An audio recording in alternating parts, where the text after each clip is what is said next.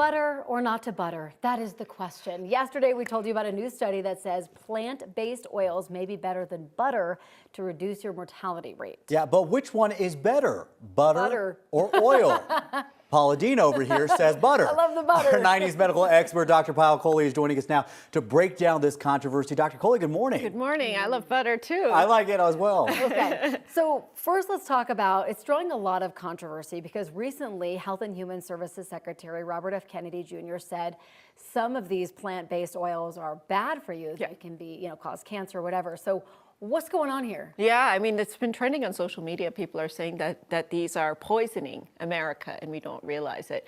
But really what it reflects is a fundamental misunderstanding of the science. And so if you compare plant-based oils to animal-based products, every single scientific study has definitively shown that the plant-based oils are much better for you compared to the animal-based. Now, where this controversy came from was the fact that if you have too much of any kind of oil, it's bad for you, right? And it doesn't matter if it's plant-based or animal-based. And if you think about some of the things we eat, like French fries, those are often cooked in these plant-based oils. And it's the French fries and the processed foods that's causing the harm, not the plant-based oils, which have a high amount of polyunsaturated fats. Are all plant-based oils the same?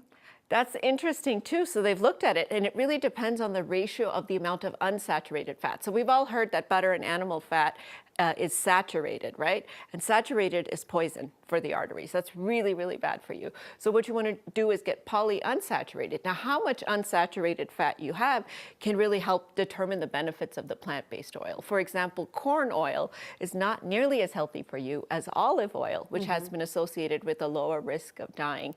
And that's because it has more of those polyunsaturated fats. Doesn't it also have to do with like how you're using the oil? Like, because if you cook certain oils at high temperatures, they can be really bad for you. Such a good point. So it's not just how you're using it, but also how the oil is processed, because that refining process can actually change the properties, the nutritional properties of it. And then, Corey, as you said, when you heat it up, and if you boil it too high or what have you, you can actually change the properties of the oil. You can cause oxidation, which is spoilage of the oil, and then that can create that pro-inflammatory effect as well. All right, you've given us a lot to think about this morning. I'm trying to get a mental picture right now of my pantry and my cabinets and making sure what all I have. What is the takeaway here? What should we be cooking in if we just kind of want the easy answer moving forward? So if you like the taste of butter, you can put some on your bread for the taste.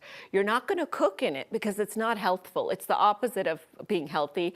2/3 saturated fat, no nutritional properties. It's just for taste. So you're going to be cooking in plant-based oils, preferably olive oil or soybean oil. Those are the oils that are associated with the lower risk of dying, lower risk of having heart disease and cancer. In fact, the American Heart Association has put it into their guidance to use these types of oils for cooking, and try to avoid some of those kind of more rare plant-based oils like the corn oil, which don't have those same healthful benefits. What about like canola and vegetable oil? Because I've been told for so long, stay away from those, but then canola oil was listed in this study as better than butter. Absolutely better than butter. Yeah. So canola oil is another one that you can use. It's more inexpensive oil, more easily accessible. And that is another oil that has high levels of those polyunsaturated fats. And so really what you want to think about is the omega-6 content. Omega-6 is getting a bad vibe on social media, but it's actually good for us.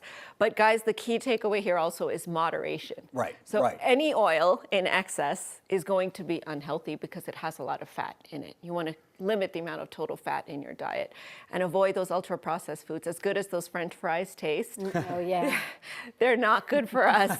And I'll just stick with the stick of butter. Always spoiling our fun, Dr. Kohli, but thank you very much. That was a great conversation. By the way, you can find all of Dr. Kohli's appearances at 9news.com/Dr. Kohli.